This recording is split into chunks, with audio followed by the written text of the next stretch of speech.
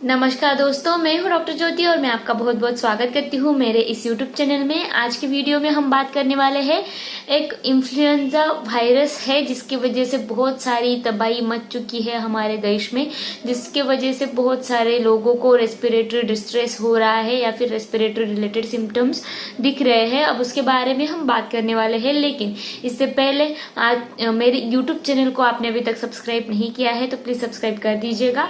साथ ही में जो बेल आइकन का बटन है उसे भी प्रेस कीजिए ताकि मैं जब भी ऐसे नए वीडियोस लेके आऊँ तो उसके नोटिफिकेशंस आपको सबसे पहले मिल सकेंगे।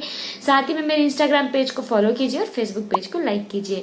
तो इन्फ्लुएंजा यानी कि स्वाइन फ्लू जो हर बार हमारे देश में आता रहता है, तो इस बार इन्फ्लुएंजा वायरस आया है, लेकिन ए वायरस रहता है इन्फ्लुएंजा का, उसका सब टाइप H3N2। इसका इन्फेक्शन रैपिडली फैल रहा है पूरे देश में। तो ये जो H3N2 है, इसके क्या क्या सिम्टम्स हो सकते हैं, साथ ही में ये H3N2 है, इसके लिए हम कौन से प्रिवेंटिव मेडिसिन ले सकते हैं होम्योपैथी में, और अगर आपको H3N2 का इन्फेक्शन होता है तो उसमें आपको कौन से होम्योपैथिक मेडिसिन लेने हैं जिससे आप जल्दी रिकवर हो सकते हैं, इसके बारे में डिटेल में हम बात करने वाले हैं। तो अब हम पहले बात कर लेते हैं इसके सिम्टम्स क्या होते हैं। तो कॉमन इनिशियल स्टेज में आपको सिम्टम्स मिलता है हाई ग्रेड फीवर, यानी कि बुखार, जो तेज बुखार रहता है, जैसे कि 101, 102 डिग्री फ़ारेनहाइट तक आपको बुखार रह सकता है। तो ये जो बुखार है ये 2 या 3 दिन के लिए रहता है। उसके बाद बुखार चले जाने के बाद आपको कफ, खांसी की बहुत ज्यादा तकलीफें बढ़ती है और आपका लोअर रेस्पिरेटरी ट्रैक, साथ ही में अपर रेस्पिरेटरी ट्रैक यानी कि आपकी श्वसन प्रणाली जो है वो इन्वॉल्व हो जाती है। जैसे ही आपको खांसी चालू हो जाती है, आपके थ्रोट में, आपके गले में आपको दर्द महसूस होने लगता है। पहले तो खांसी जो है वो ड्राई रहती है, उसके बाद जब आपका लोअर रेस्पिरेटरी ट्रैक इन्वॉल्व होता है, नीचे की जो श्वसन प्रणाली है यानी लंग्स जो है, आपके फेफड़े जो है वो इन्वॉल्व हो जाते हैं, तो उसके बाद आपको खांसी विथ एक्सपेक्टोरेशन यानी कि खांसी में आपको बलगम भी आने की समस्याएं हो सकती है। साथ ही में जैसे आपकी खांसी बढ़ने लगती है, आपका रेस्पिरेटरी ट्रैक यानी कि आपकी श्वसन प्रणाली पूरी इन्वॉल्व होने लगती है, तो आपको डिस्निया यानी कि सांस लेने में भी कठिनाई आपको महसूस होती है। तो ये जो सिम्टम्स अगर आपको देखने को मिलते हैं श्वसन प्रणाली के रिलेटेड, और ये जो खांसी है ये 2 हफ्ते या फिर 3 हफ्ते के लिए रहती है और खांसी से पूरा मनुष्य बेजान हो जाता है, इतनी खांसी वो रहती है। अगर ऐसे सिम्टम्स है तो ये आपके स्वाइन फ्लू H3N2 के सिम्टम्स रह सकते हैं। अब अदर सिम्टम्स भी किसी किसी पेशेंट्स में दिखने को मिलते हैं, जैसे कि GI रिलेटेड यानी कि आपके पाचन संस्था के रिलेटेड भी आपको सिम्टम्स देखने को मिलते हैं, जैसे कि वॉमिटिंग, उल्टी की तकलीफें भी होती है और डायरिया, दस्त की तकलीफें भी होने लगती है किसी किसी पेशेंट्स में।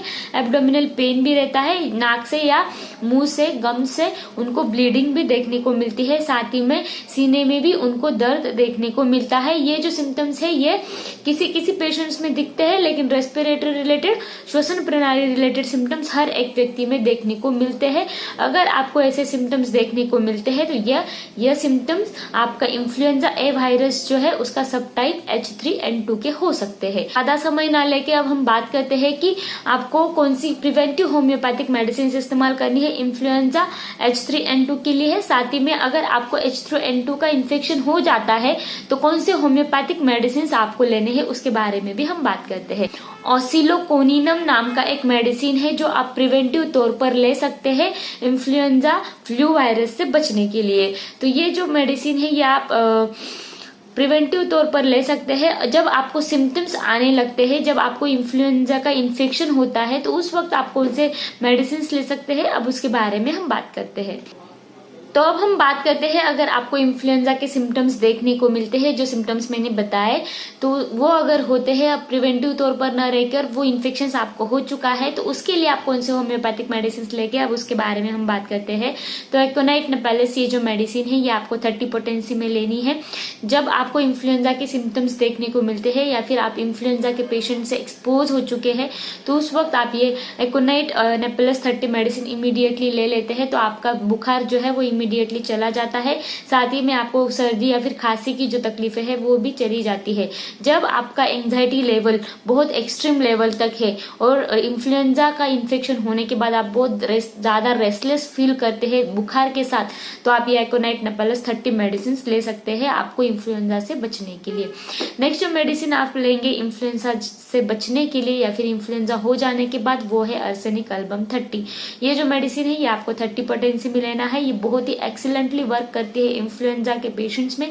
जब उनके नाक से बहुत ज्यादा पानी बढ़ता है, बहता है और खांसी भी उनको बहुत ज्यादा आने लगती है, तो उस वक्त ये मेडिसिन जो है आर्सेनिक एल्बम 30 ये हम देते हैं। मोस्टली जो पेशेंट्स जो है वो ठंडे हवा में या फिर ठंडी कुछ चीजें लेने से वर्स हो जाता है उनका कंडीशन, उनका डिसीज प्रोसेस, तो उस वक्त ये मेडिसिन जो है ये हम देते हैं। साथ ही में जब पेशेंट्स को बुखार रहता है तो वो बहुत कम क्वांटिटी में पानी पीता है, शॉर्ट इंटरवल के लिए छोटे छोटे समय पर बहुत कम पानी पीता है बुखार के वक्त, तो उस वक्त हम आर्सेनिक एल्बम 30 ये मेडिसिन जो है ये दे सकते हैं। नेक्स्ट जो मेडिसिन आपको लेनी है जब आपको इन्फ्लुएंजा के सिम्टम्स देखने को मिलते हैं, तब वो इम्पोर्टेंट मेडिसिन है जलसेनियम 1x पोटेंसी में ये मेडिसिन लेनी है।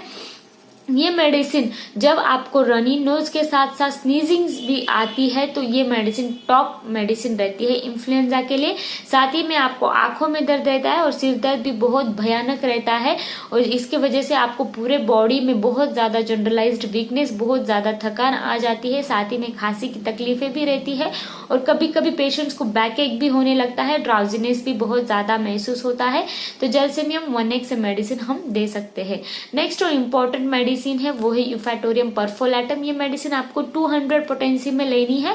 ये जो यूफेटोरियम परफोलेटम मेडिसिन है ये बुखार के लिए बहुत ही अच्छी मेडिसिन मानी जाती है।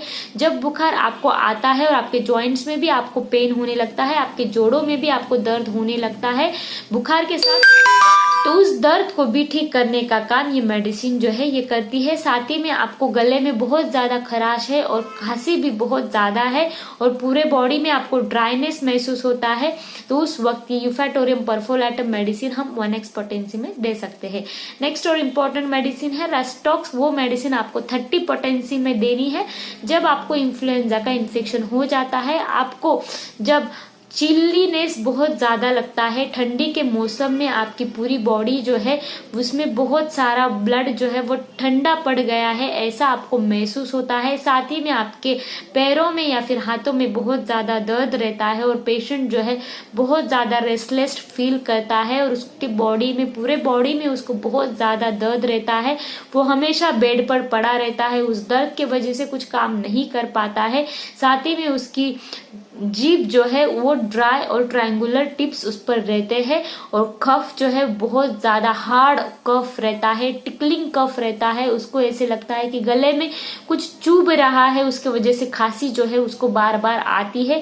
थोड़ी बहुत भी उसने बात कर ली तो उसको खांसी आने लगती है, तो रेस्टॉक्स 30 मेडिसिन हम दे सकते हैं इन्फ्लुएंजा के पेशेंट्स में।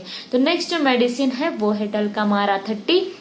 ये मेडिसिन एक्यूट फॉर्म में हम दे सकते हैं। अगर कोई पेशेंट सुबह बहुत ठीक था और शाम को अचानक से उसको ठंडी बजकर आई और बुखार आया और उसके पूरे बॉडी में बदन दर्द होने लगा, उसको थ्रोट पेन होने लगा और खांसी जो है वो तुरंत से चालू हो गई, तो हम डल्कामारा 30 मेडिसिन तुरंत उसको देकर उसके इन्फ्लुएंजा के सिम्टम्स को कवर कर पाते हैं।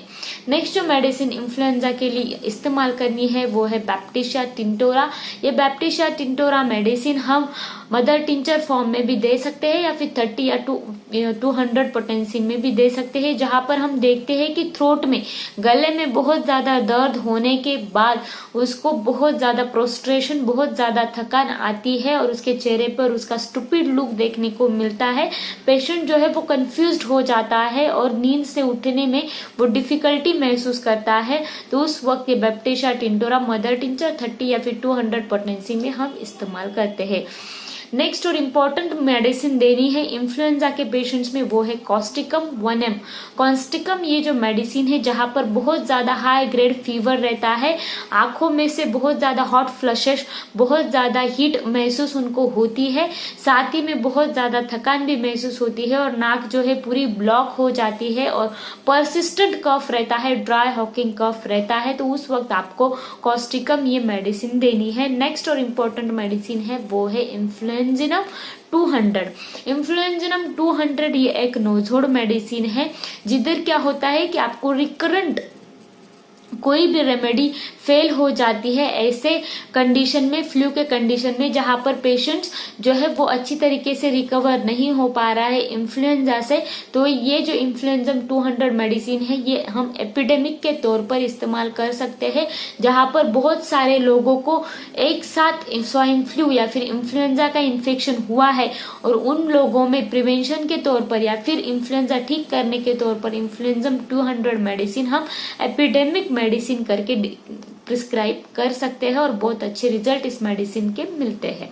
तो ये जो सारी होम्योपैथिक मेडिसिन है ये हम इन्फ्लुएंजा के लिए दे सकते हैं। जब आपको ऐसे लगता है कि इन्फ्लुएंजा पूरे आपके लोकेलिटी में फैल रहा है तो उस वक्त इन्फ्लुएंजिनम कॉस्टिकम ये मेडिसिन हम दे सकते हैं प्रिवेंटिव तौर पर, या फिर उनको क्योर करने के लिए भी ये मेडिसिन हम इस्तेमाल कर सकते हैं।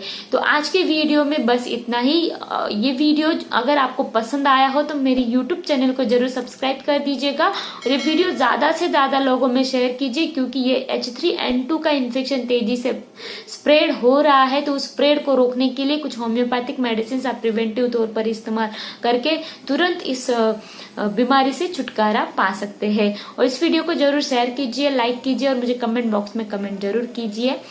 Thank you. चैनल सब्सक्राइब करने के लिए सब्सक्राइब बटन पर क्लिक करें और नोटिफिकेशन पाने के लिए बेल आइकन प्रेस करें।